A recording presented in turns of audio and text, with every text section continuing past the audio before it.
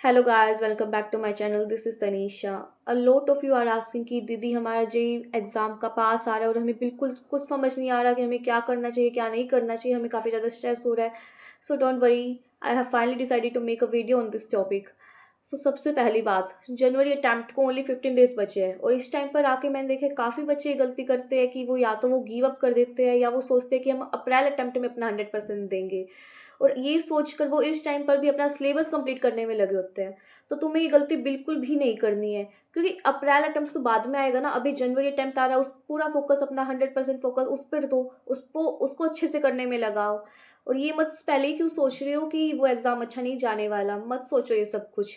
मैं I know stress होता है और मुझे भी हुआ था, पर मैंने ये गलती नहीं की थी कि मैं इस टाइम पर आकर भी अपना सिलेबस कंप्लीट करने में लगी हुई हूँ। इस टाइम पर तुम्हें क्या करना है, रोज मॉक टेस्ट दो, हर रोज एक मॉक टेस्ट दो।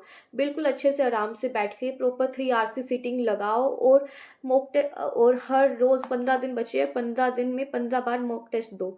उसे अच्छे से एनालाइज करो फिर। और मार्क्स के बारे में मत सोचना कि मार्क्स अच्छे नहीं आ रहे।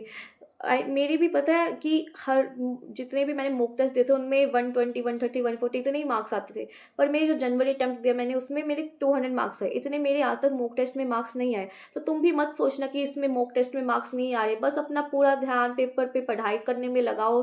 पेपर के बारे में मत सोचना कि मार्क्स कम आ रहे हैं कि मैं आगे अगर, और ये सोचे डिमोटिवेट मत हो जाना कि अगला मॉक टेस्ट दो ही ना तुम। बिल्कुल अपना पेपर दो, अच्छे से मार्क्स देखो और उसके बाद क्या करना है, तुम्हें अच्छे से उसे एनालाइज करना है। मुझे मेरे मार्क्स कम आते थे तो काफ़ी 3 to 4 आवर्स लग जाते थे उसे दोबारा रीट्राई करने में, प्रॉपर सॉल्यूशन समझने में, दोबारा से सब कुछ करने में। तुम्हें भी जितना टाइम लगे उससे अच्छा अपना उतना टाइम लगाओ उस पेपर को अच्छे से ध्यान लगाने में, दोबारा से एनालाइज करने में।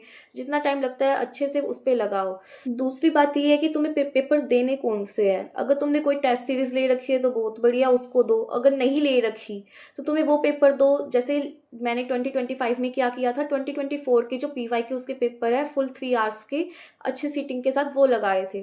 तो तुम भी वो कर सकते हो कि PYQs को एग्जाम के टाइप में दो, 3 आवर्स की सीटिंग लगाकर प्रॉपर। और ऐसे पेपर्स देना जिनके तुम्हारे पास सॉल्यूशंस अवेलेबल हो, प्रॉपर सॉल्यूशन हो, ताकि बाद में अगर तुम रीट्राई करो तो कोई क्वेश्चन समझ ना आए तो तुम उस पर अपना टाइम वेस्ट करने में मत लगाओ। तो बिल्कुल जिनके सॉल्यूशन अवेलेबल हो उन पेपर्स को ट्राई करना। उसके अलावा मॉक टेस्ट देने के बाद तुम्हें क्या करना है, काफ़ी जो तुम्हारे पास टाइम बचेगा उसमें क्या करना है, तुम्हें सिलेबस कंप्लीट तो बिल्कुल नहीं करना। उसके बाद अगर तुमने लॉन्ग नोट्स है, जैसे मैंने मेरे टाइम पे क्या था कि जो फिजिक्स है मेरी उसकी 5 to 6 नोटबुक्स थी मेरे पास। तो उसको इतने नोट्स को रिवाइज करने का मेरा बिल्कुल मन नहीं करता था। तो उसके बाद मैं क्या करती थी कि ओनली जो शॉर्ट नोट्स मैंने बना रखे हैं पहले से, मैं उनको रिवाइज कर रही होती थी। और लॉन्ग नोट्स क्वेश्चन वगैरह प्रैक्टिस करने के लिए मैं लॉन्ग, अगर तुमने नोट्स बना रखे हैं तुम पढ़ सकते हो, तुम्हारा मन कर रहा है वैसे तो वो पढ़ने चाहिए आराम से। टाइम है तुम्हारे पास अभी, अगर वो उन्हें अच्छे से कर लो, नोट्स को रिवाइज कर लो अपने, तो बिल्कुल अच्छी बात है। अगर नहीं कर रहा ये मन तो तुम क्या करो कि वन शॉट लेक्चर्स देखो। यूट्यूब पे काफ़ी वीडियोस अवेलेबल है, वन शॉट देख लो। एक 2x की स्पीड पे करके वन शॉट लेक्चर्स को से अपना जो सिलेबस है वो रिवाइज करते जाओ। और उसके बाद PYQs प्रैक्टिस करने हैं तुम्हें। पेपर्स दो, PYQs प्रैक्टिस करो और नोट्स रिवाइज करो, शॉर्ट नोट्स रिवाइज करो। उसके बाद बात आती है कि तुम्हें, अगर मैं तुम्हें प्रॉपर सिलेबस प्रॉपर सब्जेक्ट्स के हिसाब से बताऊं कि मैंने क्या क्या फॉलो किया था, तो इनऑर्गेनिक केमिस्ट्री की बात करते हैं सबसे पहले। तो उसके लिए मैंने जो जिद सीरीज़ है वोरा क्लासेस की 45 डेज चैलेंज था। उसकी मतलब हर वीडियोस 20-20 मिनट्स की है। उसे मैंने जनवरी में ही, मुझे याद है अच्छे से कि जनवरी में ही मैंने वो सारी वीडियोस को देखी थी इनऑर्गेनिक केमिस्ट्री के लिए और अच्छे से नोट्स बना लिए थे उनके। मतलब डेली मैं 5 to 6 वीडियोस देखती थी और अच्छे से नोट्स बना लिए थे और उन्हें अच्छे से याद करती थी। और मेरी शिफ्ट में मुझे याद है कि 2 या 3 क्वेश्चन आए थे ज़रूर। उसको अच्छे से कर लेना, उस सीरीज़ को अच्छे से कर लेना, तुम्हारे इनऑर्गेनिक केमिस्ट्री अच्छे से हो जाएगी। और जितने भी मतलब ट्रेंड्स वगैरह है बिल्कुल उनको अच्छे से याद कर लेना, जो जो NCERT से, क्योंकि NCERT से बाहर नहीं आता कुछ भी। उसके बाद जो ऑर्गेनिक केमिस्ट्री है उसमें मैंने क्या किया था, PW से जो रोहित अग्रवाल सर है यूट्यूब पे, उनकी वन शॉट लेक्चर्स फॉलो किए थे और काफ़ी अच्छे हैं वो। उनसे पूरा सिलेबस आपका पूरा सब कुछ, जिस स्टेप के क्वेश्चंस आते हैं वो सब कुछ रिवाइज हो जाएंगे। और इस टाइम पर जो भी है उन पे मैकेनिज्म वगैरह जो जो रिएक्शन है उन पे ज़्यादा ध्यान मत लगाना, क्योंकि मेंस के लिए वो इरेलीवेंट है। मेंस में डायरेक्ट क्वेश्चन आते हैं।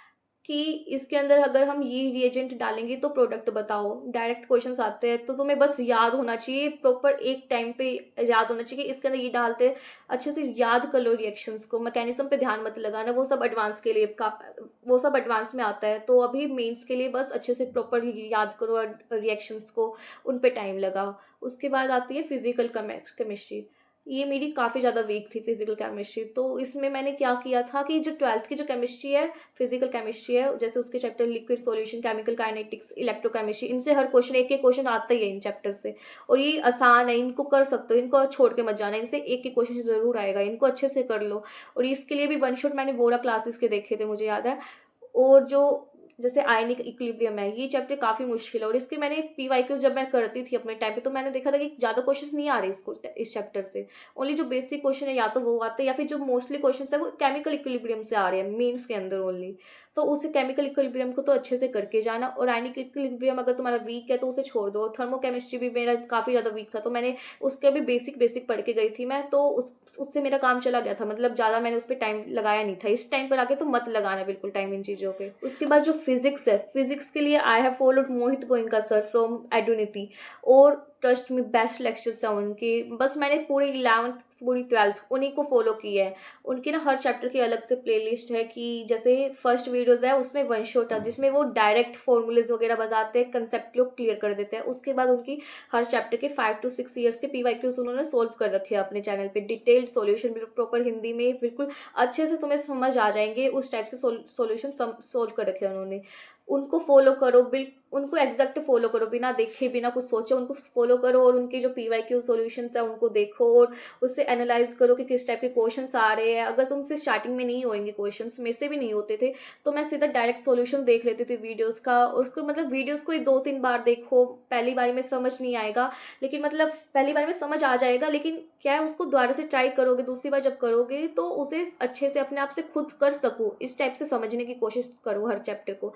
लास्ट 2 to 3 इसके तो पीवाईक्यूज सोल्व कर ही लेना उनकी वीडियो से। मैथ की बात करूँ अगर मैं, तो मैथ क्या है, काफ़ी आसान है। उसमें बस तुम्हें 10 क्वेश्चन सही करके आने हैं। 25 क्वेश्चन में से 10 क्वेश्चन सही करके आओगे, 40 मार्क्स, उसमें तुम्हारी 99 परसेंटाइल आराम से बन जाएगी मैथ्स के अंदर। इसके लिए मैंने क्या किया था, आराम से बैठ के जो लास्ट ईयर के पीवाईक्यूज है उनको इतने अच्छे से एनालाइज किया था कि हर चैप्टर की हर शिफ्ट से देखा था कि कौन से चैप्टर के क्वेश्चन रिपीट हो रहे हैं, किस टाइप के क्वेश्चन रिपीट हो रहे हैं, और उनको अच्छे से करके जाना। उस टाइप के सारे क्वेश्चन कर जाओ, क्योंकि 10 क्वेश्चन सही करने हैं तुम्हें मैथ्स के अंदर, और तुम्हारे आराम से 99 परसेंटाइल बन जाएगी। अच्छे से बैठ के देखो कि जैसे सीक्वेंस एंड सीरीज चैप्टर है, उसका हर एक एक क्वेश्चन जरूर आता है। स्टैटिस्टिक्स है, उसका भी आ जाता है, प्रोबेबिलिटी। उसके बाद था एक मैट्रिसेस और डिटर्मिनेंट्स, उसका भी एक क्वेश्चन आ जाता है। तो ये जो काफ़ी आसान आसान चैप्टर्स है, इनके एक एक क्वेश्चन आ जाता है। तो ऐसे करके तुम अगर देख लोगे 15 क्वेश्चन तक अच्छे से करके चले जाओगे, तो तुम्हारे 40 मार्क्स आराम से आ जाएंगे, और तुम्हारी मैथ्स के अंदर 99% बन जाएगी। उसके लिए भी वोरा क्लासेस के वन शॉट देख सकते हो, 2 आवर्स की वीडियोस है उन। अगर तुम्हें फॉर्मूलेज रिवाइज करने हैं, सिर्फ उसके लिए ज़्यादा टाइम वेस्ट मत करना, मैथ्स में प्रैक्टिस करना जितनी हो सके, और जितने भी पीवाईक्यूज है उनको अच्छे से करना मैथ्स के लिए ओनली। और ये सब तो मैंने बता दिया तुम्हें, चैनल्स वगैरह। बस अब तुम्हें ये देखना है कि जो जो चैप्टर तुमने पहले से कर चुके हो, उन्हीं की वन शॉट देखने की ट्राई करना, उन्हीं की वन शॉट देखना। जिनको तुमने आज तक हाथ तक नहीं लगाया उन चैप्टर्स को, उन चैप्टर्स से वन शॉट मत देखना, उन पर टाइम वेस्ट मत करना। अभी जो चैप्टर तुमने पहले से कर रखे हो और तुम्हें लग रहा है कि मैं भूल चुका हूँ सब कुछ, इस चैप्टर में क्या था, मतलब उस टाइम पे तुमने अच्छे से किए थे, लेकिन अब तुम्हें लग रहा होगा वो ये चैप्टर अब मैं भूल चुका हूँ, मुझे कुछ याद नहीं आ रहा, क्वेश्चन कैसे टाइप के आते थे इस चैप्टर से, या सोल्व कैसे करते थे, उनकी वन शॉट देखना, उनके वन शॉट लेक्चर जाके देखना, ताकि तुम्हारा एक वो बेस बन जाए, तैयार हो जाए कि हाँ तुम्हें याद आने लग जाएगा कि हाँ ये क्वेश्चन मैं कर चुका था पहले, और मैं कर लूँगा एग्जाम में जब आए।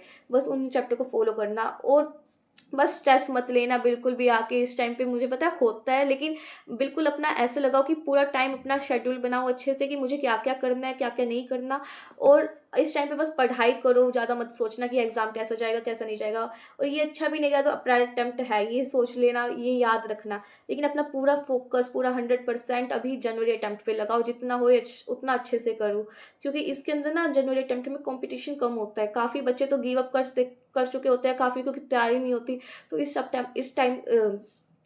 अटेम्प्ट को अच्छे से लेना, इस सीरियसली लेना, और बस अपना डेली 14 to 15 आवर्स पढ़ना ट्राई करना, अच्छे से करो। अपने आप को बंद कर लो एक कमरे के अंदर, बस पढ़ाई करनी है इस टाइम पे तुम्हें। बस ये सब करते रहो, फॉलो करते रहो, और बस ऑल द बेस्ट, अच्छे से देना एग्ज़ाम, ऑल द बेस्ट।